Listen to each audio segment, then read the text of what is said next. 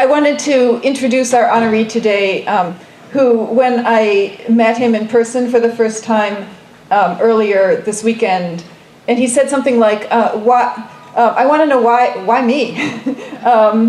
And the question is an honest one and a worthy one. And the first thought I had was you, because we can't do our work if our patients aren't safe. And you have really allowed us to feel like there is more safety in the world. And one of the things that keeps coming up in programs over and over again has to do with how we exist in a world where, in some ways, phobia has been institutionalized. And one thing we know about phobia is that it's one of the more contagious of the difficulties that we face. Perhaps we could call it an illness if we weren't trying to learn to value it. But when it becomes institutionalized, it kind of results in this cycle of helplessness and retaliation. And we are very concerned about the location of our work in a system that often seems like it, the wheels of it turn through a cycle of institutional helplessness and retaliation. And I think one of the things that we have to thank you for, and I'll tell you why concretely, because I can read you some of Jim's list of accomplishments, although I came with 6 pages single-spaced that I could have said about him, and I won't do that to you because you'd rather hear him talk than hear his qualifications. But I think one of the things that you do is you give us some protection and some sense that we aren't helpless, and therefore we can make fear our friend enough to treat our patients well. So we are so grateful to you for allowing us to practice as best we can. And I want to tell you a little bit about, concretely, what our honoree Jim Gottstein has done to allow this to happen. He's been practicing law in Alaska since graduating from Harvard Law School in 1978. Informed by his self-described escape from being made permanently mentally ill by the mental health system after a breakdown in 1982, he has moved from practicing business law, mostly transactional, to almost exclusively focusing on patients' rights. When he read Mad in America in 2002, he viewed it as an extraordinary roadmap to challenge court-ordered psychiatric drugging on the grounds that it is not in the person's best interest. To pursue this, he co-founded the tax-exempt public interest law firm, Law Project for Psychiatric Rights, or Psych Rights, to mount a strategic litigation campaign against forced psychiatric drugging and electroshock throughout the United States. Starting in 2004, as a result of the escalating harm done to children through psychiatric drugging, Psych Rights adopted addressing that problem as a priority. Since founding Psych Rights in 2002, he has won 4 Alaska Supreme Court cases which forced psychiatric drugging or involuntary commitment court procedures were found to be unconstitutional or otherwise illegal. In addition to litigating these issues, because he believes solutions must also be implemented, Jim was instrumental in launching Soteria Alaska, a non-coercive alternative to psychiatric hospitalizations, and Choices, Inc., a community-based program, both of which work with people who choose not to take psychiatric drugs. Mr. Jim Gottstein.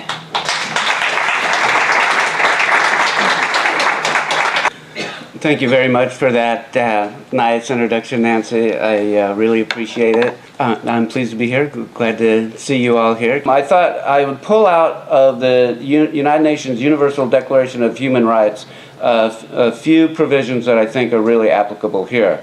Everyone has the right to life, liberty, and security of person. No one shall be subjected to torture or to cruel, inhuman, or degrading treatment or punishment.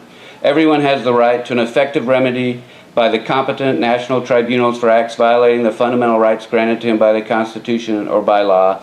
Everyone has the right to freedom of thought. Everyone has the right to freedom of opinion and expression. And as I go through here, I may not be the best at pointing out each place where what's happening violates these principles, but I'll try and do that. But try and keep these principles in mind as I go through this material. So that's international law, and the United States is bound by that, as are basically all other countries that have signed on to it, which is basically everyone. And so what I'm going to talk about is primarily about United States law, but especially for those in other countries, you might think about how these, or from other countries, how these principles might apply in other countries.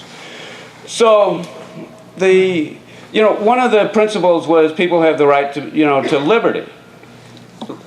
Okay, so the United States Supreme Court said, well, fundamental rights like that are not absolute. And so the question is, when is it constitutional to abridge them? And with respect to involuntary commitment, which I'm not going to talk about that much, but involuntary commitment, basically the U.S. Supreme Court says the one element is it has to take place pursuant to proper procedures and evidentiary standards, which you'll notice is actually quite similar to one of the Universal Declarations, one of the provisions of the Universal Declaration of Human Rights. The other thing is that there has to be a finding of dangerousness either to oneself or others. Okay, so dangerousness. Well, people get locked up for crimes, but they can't get locked up ahead of time because the authorities think they're going to commit a crime.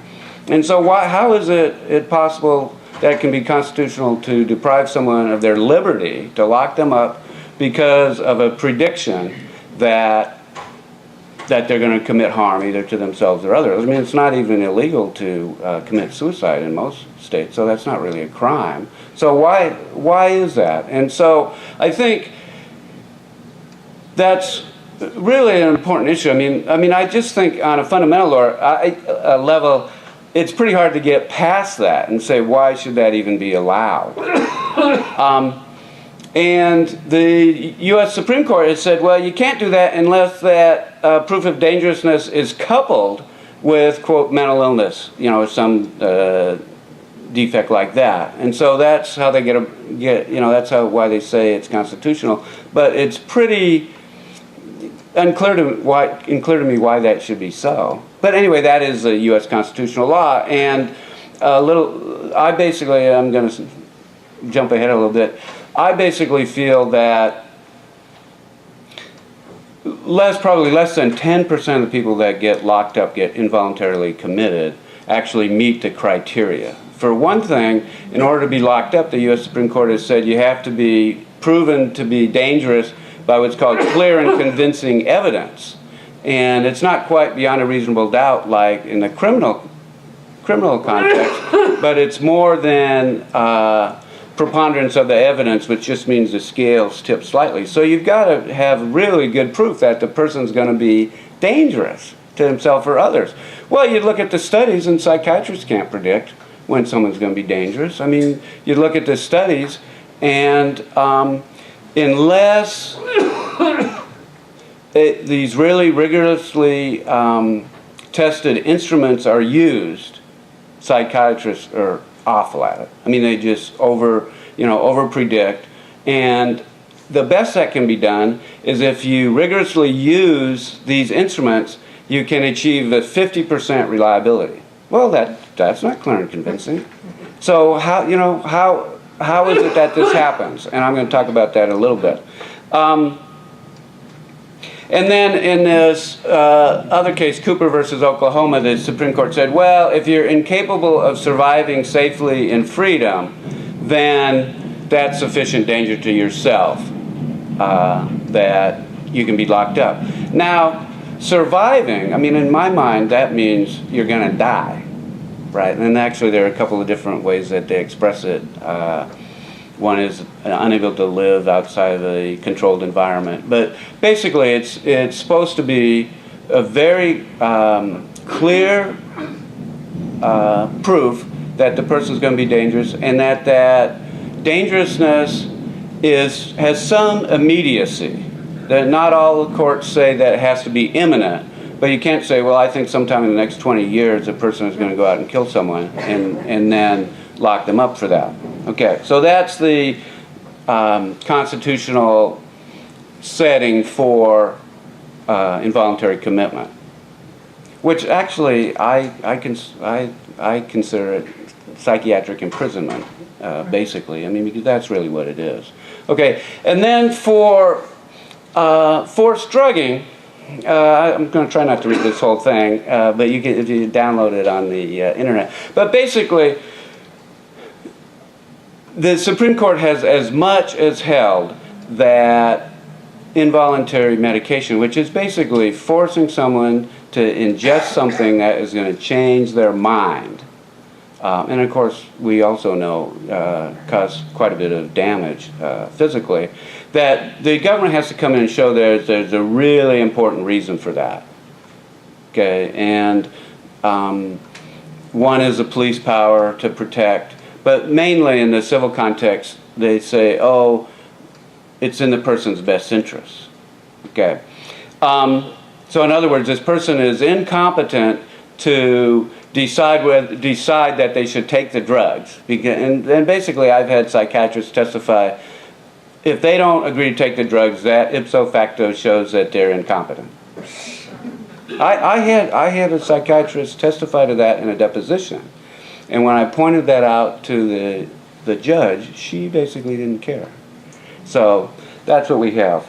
But and so they've got to prove that. So they've got to have an interest.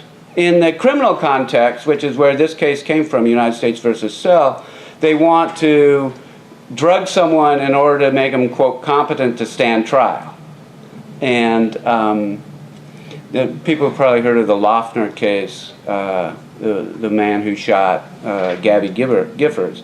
And so there was a big fight over whether they could drug him to make him competent to stand trial. And it was very interesting to me is their description of why he was competent to stand. The drugs had made, they finally lost on the issue of competence to stand trial, and he was forcibly drugged. And the evidence they cited for how it worked was that he was able to sit in a courtroom for 7 hours without basically doing anything, as opposed to the previous time he was kind of disruptive. So that's their idea of competence, which is basically not to be a disruption in the courtroom. The legal criteria is the ability to understand the charges against you and to assist your counsel. But so this is one of the areas where it's a big fiction as to what exactly is the government interest and whether or not the interest is being furthered by the forced drugging. The other one is that it's necessary to further those interests. Okay, so I didn't really use it on the last slide, but also this in the involuntary commitment arena, the question is, the point is you can't lock someone up if there's a less restrictive alternative. And in this context, it means you can't drug someone against their will if there's a less intrusive alternative. Okay? Well, this whole group is about a less intrusive alternative, right? And so if, for example, the hospital wants to drug someone against their will, and they can point and say, Dr. Emerson, he'll treat me without medication, then really they have the constitutional right to that. Okay, it's also got to be medically appropriate. In other words, it's got to be in the person's best interest, and it's got to, and you got to look at all the, the effects and all that, and the specific drug really matters. Okay, so that's the constitutional framework for drugging someone against their will.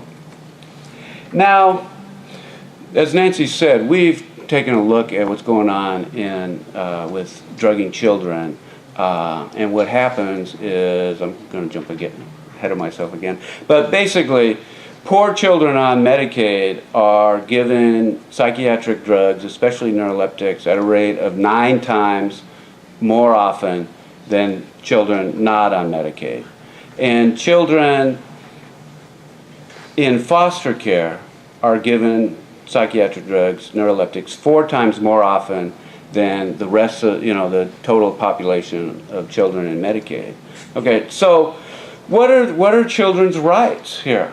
Well, there's this case, DeShaney versus Winnebago County, which is considered to be a really awful case by the U.S. Supreme Court, where they held that the state was not liable when they released a child to a father who was known to be abusive and then, really hurt his daughter.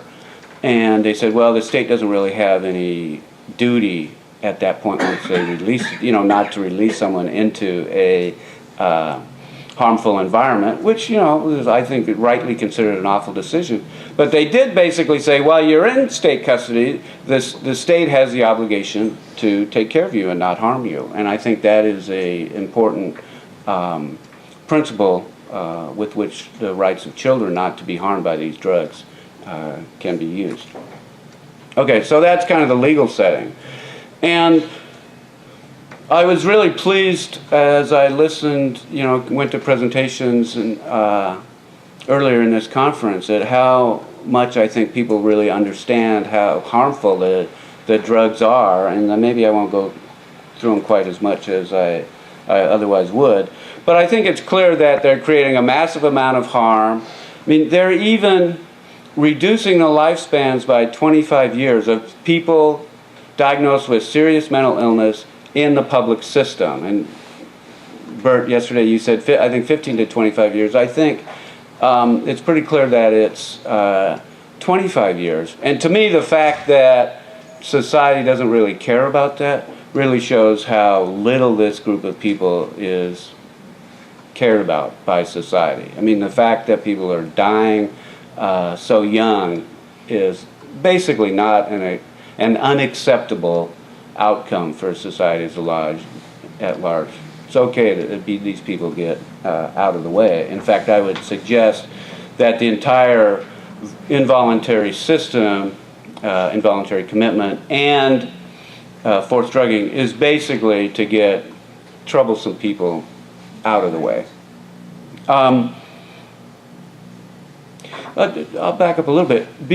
There's Dr. David Healy. Do people know who he is from Wales, I think it is? He literally wrote the book, The History of Psychopharmacology. And he did a study in Wales around 1900 of patients in that area. And basically, people in the insane asylums at that period lived normal lives.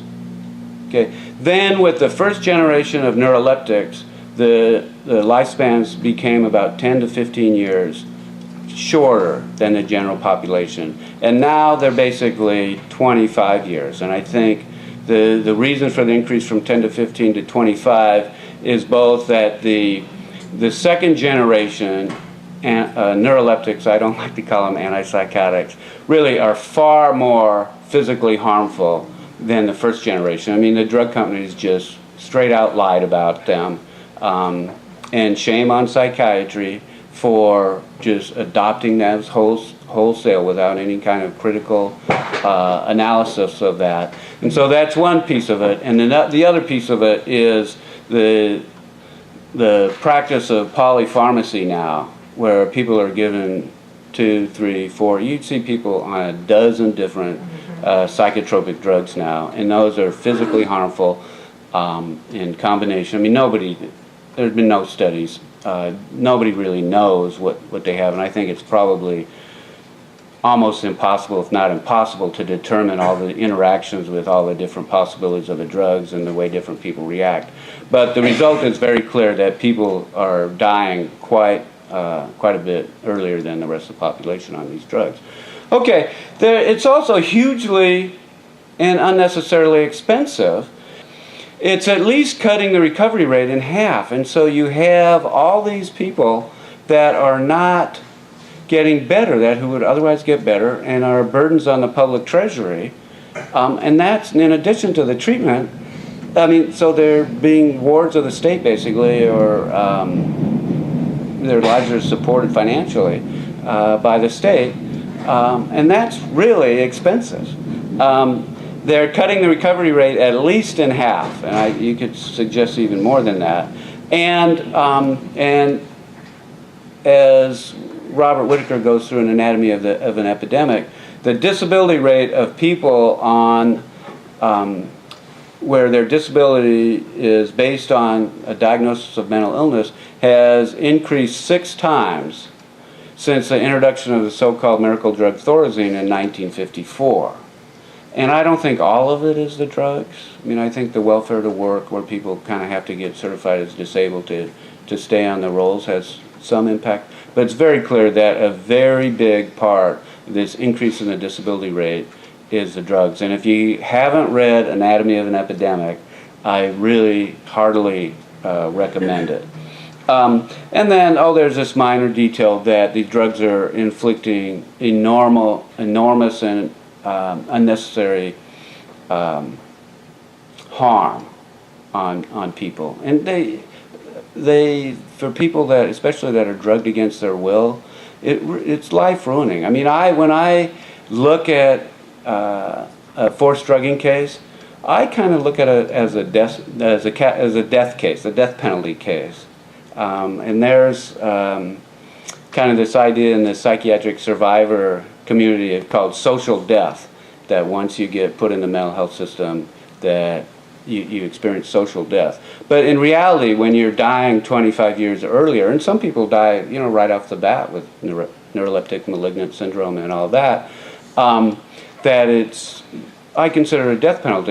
So I'm not going to go through that much of the studies, but I think this one is this graph, and I have to give credit to Robert Whitaker for this, is that he did this 15-year study of patients on and off neuroleptics, and basically 40% who were not on the neuroleptics recovered, versus 5 who were on the neuroleptics.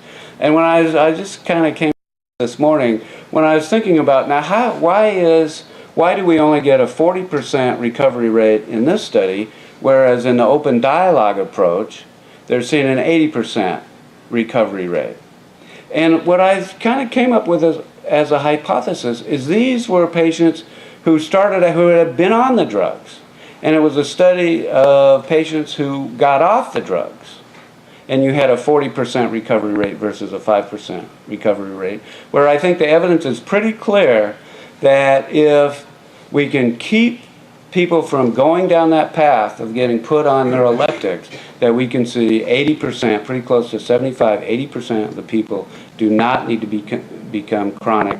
They just go through what they go through. Paris Williams, who gave a presentation earlier today, has a really terrific new book out called Rethinking Madness. Are you here, Paris?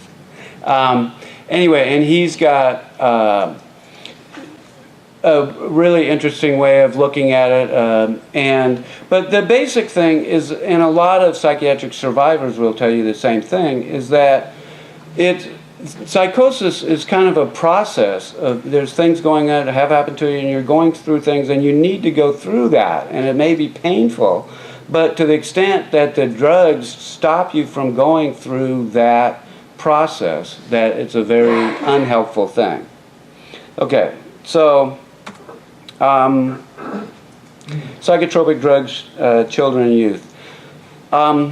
There's a book. Are people familiar with Sharna Olfman? She's got the Childhood in America series. Anyway, she edits these books. I actually have a chapter in this book.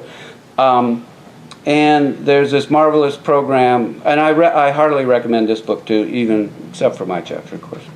And has anybody heard of the criticalthinkrx.org curriculum? Okay, so I'll talk about it a little bit. The basic facts are that 1 in 7 children or youth are on some kind of psychotropic drugs. I mean, this is an extraordinarily high number. I mean, what is going on? To the stimulants, there's no long-term benefit.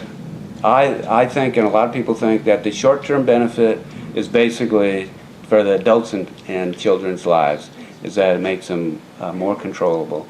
I ran into someone I went to grade school with in an airport a few years ago, and she's a school psychologist now. And she told me what she's doing. She says, well, I'm one of these people that recommend children get given drugs. And I said, well, how can you do that with all this harm that goes on? And she said, well, the class sizes are too big, and the teachers can't control the students with such big classes. And I said, well, how can you justify harming children for this reason? And she said, well, the class sizes are too big. So that was her answer.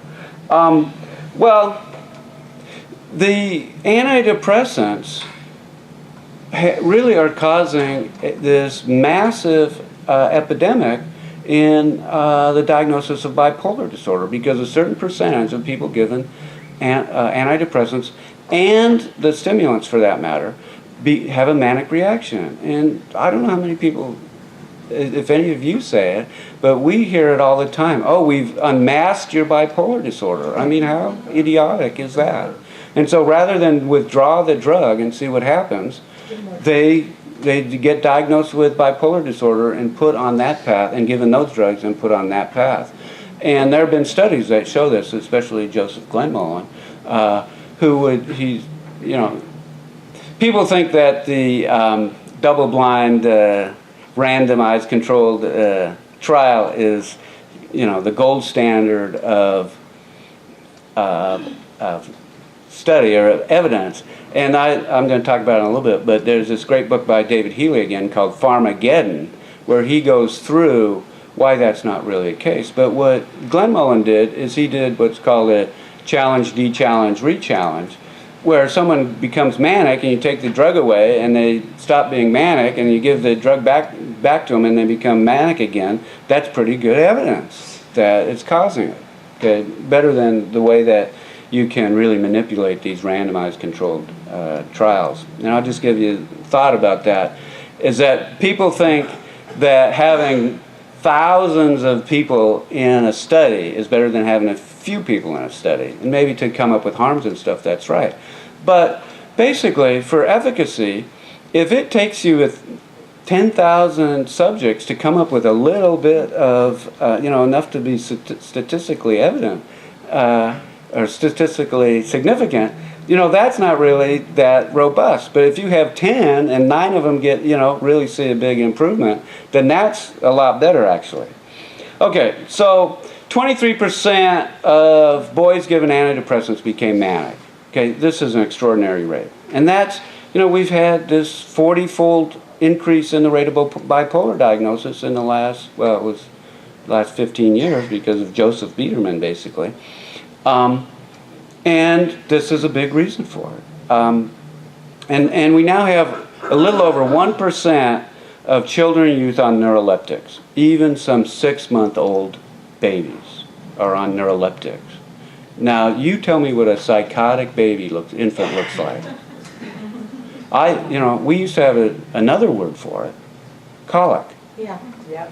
Really, it's all. I just think it's abhorrent. And the result of all this is that we've had a disaster in the rate of, the drugging of children, and the disability rate has gone from essentially 0 to 600,000 5 years ago.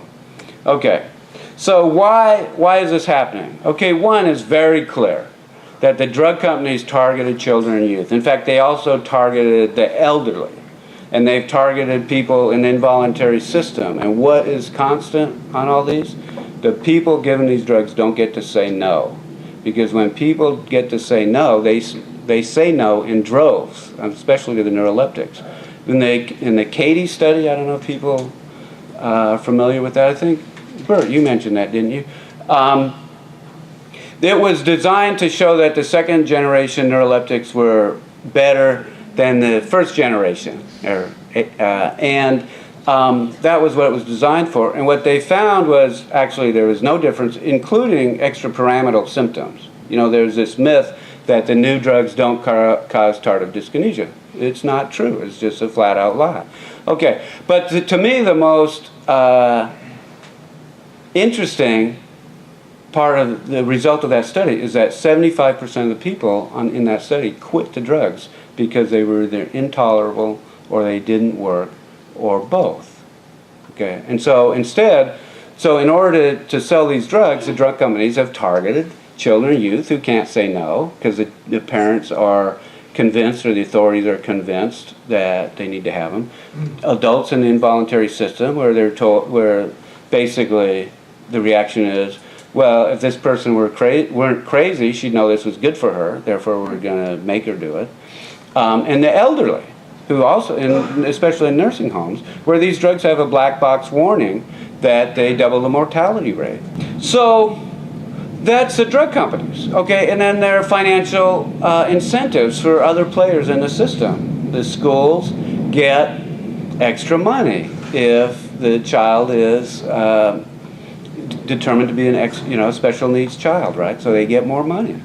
Foster parents get more money if it's a, quote, therapeutic foster home. Psychiatrists, obviously, make money on this regime. Okay, and the other thing, and this is especially true is mainly true for poor parents, is that they also don't really have the power to say no. I mean, poor parents are often told, if you don't give your child these drugs, we're going to throw your child out of school. And they do. And even worse than that, they're told, if you don't give your child this or that drug, we're going to take the child away from you because you're neglecting your child's medical needs. And they do take them away. And there's whole organizations, and society as a whole doesn't really recognize that this is going on. Okay.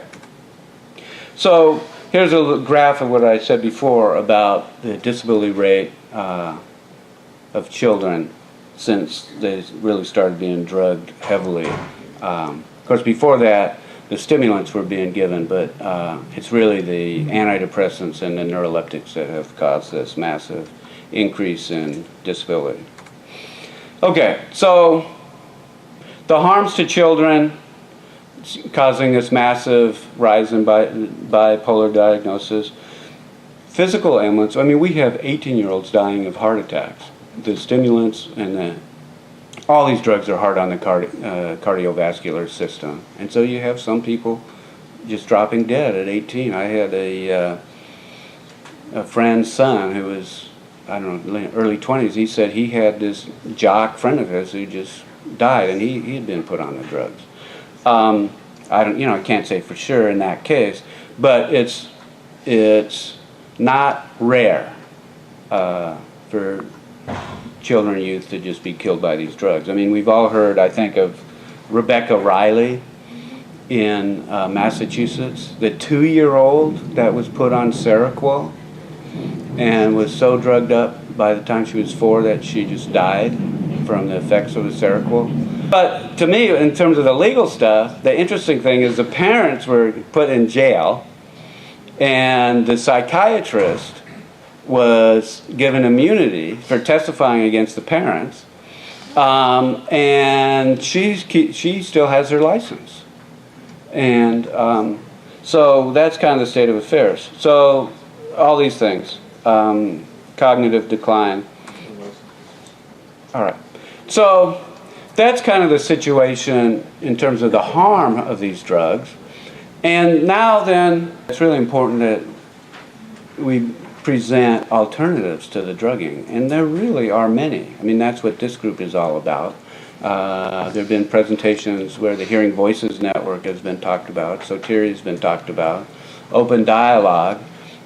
This may not be that welcome a thought for this group, but I think, maybe because I am a peer, but I think that peers in a lot of circumstances have a lot to offer, because there's just something about being able to connect on that personal level with a shared lived experience that can generate kind of a level of trust and understanding of the feeling that you've been there that is hard for therapists to do. I mean, when I go and meet people in the hospital or possibly to represent them, I'll mention that I was in the hospital for a month in 1982, and that, really helps with the relationship. Strategic therapy, I'm kind of a fan of Jay Haley. I'm not that that familiar. But Jay Haley and the idea that you've basically got a designated crazy person, and that person is really going crazy to try and heal the family,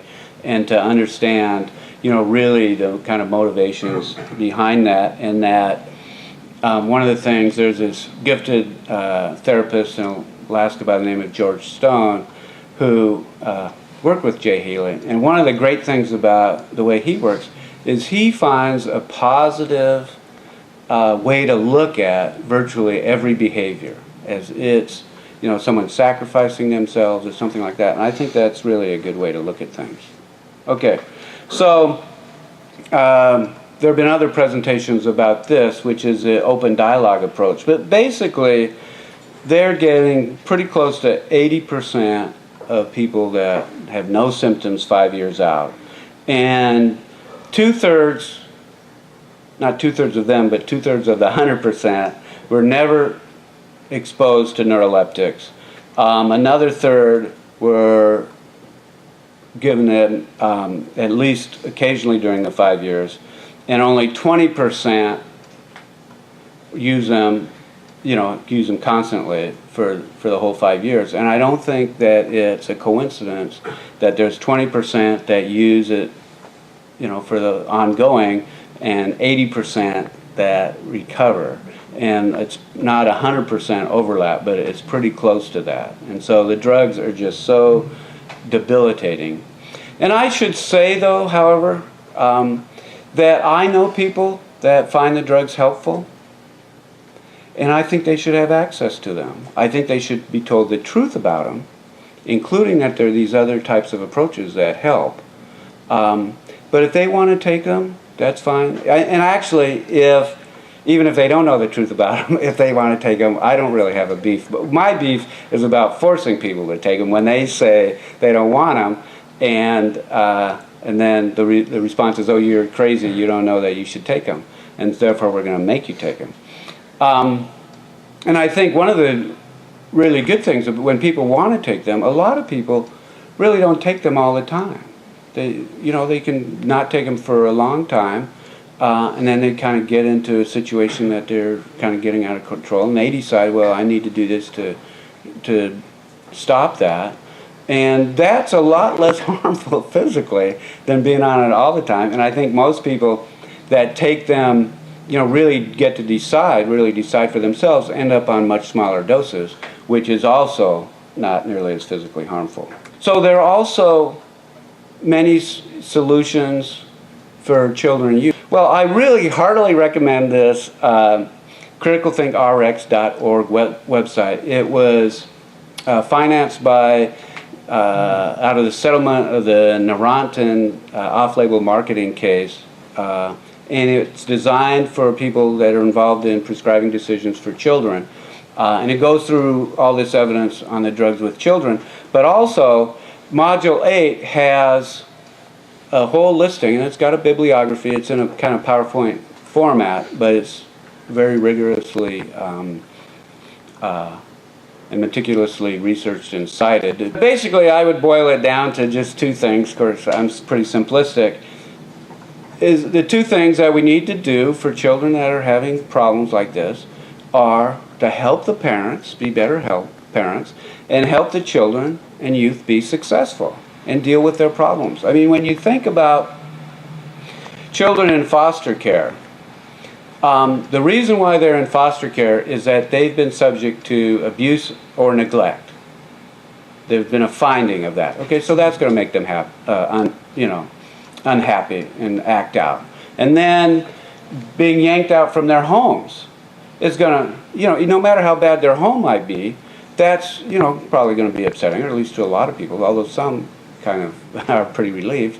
And then lots of times the foster placements are pretty horrific. And so instead of helping the child or youth deal with all that and become successful, we say there's something wrong with your brain and you need to take these drugs for the rest of your life. Basically, we need to quit using so many drugs. We need to quit forcing people. All right. So why is society taking such a, really such a counterproductive approach. And I think of it as fear and absolution. The fear is this violence myth that people diagnosed with serious mental illness are going to kill us in our beds if we don't lock them up and drug them. Okay, that's just simply not true. And then absolution is this idea. It's really comforting to people to say, oh, there's something wrong with your brain, because then that takes responsibility away. Responsibility for the cause, and also responsibility for doing anything about it. Okay, and you just hand it over to the doctor, and then, you say, oh, it's my bipolar made me do it. Or someone does something, you need to take your meds. Are you taking your meds? I mean, that's a common reaction. Other factors as well. So, in my mind, that raises the question: is what are the doctors doing in continuing this practice? Okay, 15 years ago, I think there was plausible deniability about all this. I mean, it's been hidden.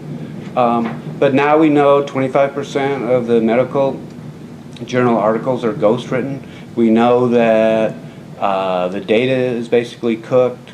We know that, all this stuff about the drugs. So why is this practice continuing? And so that's why I really like this idea is, well, what is it? Is the doctor fooled or is the doctor complicit? And I think as a society, we grant monopoly prescribing privileges to doctors on the basis that they are going to objectively look at the evidence and make prescribing recommendations based on that. And we give them that trust, and they betray that trust in the way that the current system operates. So, as I said, I don't think more than 10% of the involuntary commitments meet legal criteria.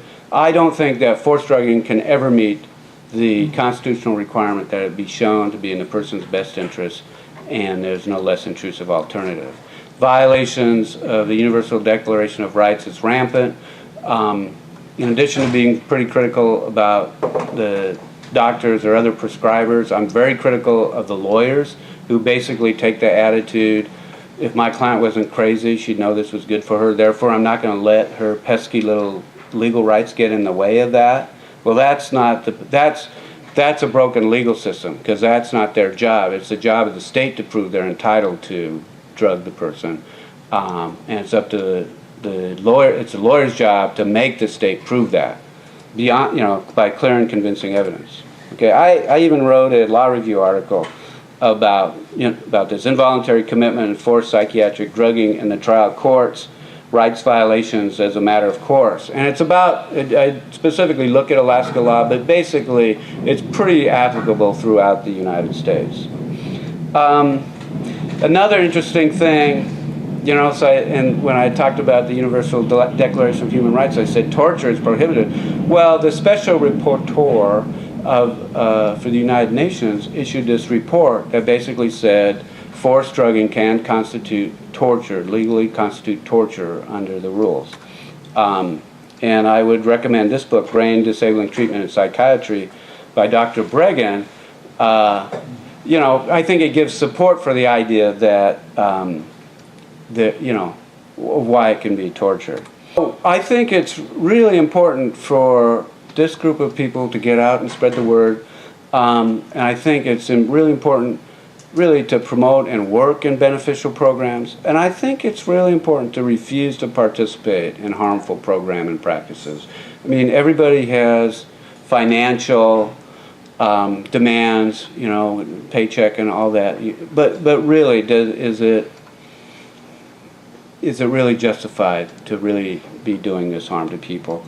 It's really important. I think we've got this massive group of people who want to withdraw from the drugs, and they need help with that. Dr. Breggin, I'm in the middle of his new book, Withdrawing from Psychiatric Drugs, and I think that it's a pretty important book. I think over the decades, Dr. Breggin has really tended to be the first one to point out various things, and this is something that is really people should become aware of, is there's this massive group of people that want to get off the psychiatric drugs, and they should be given help.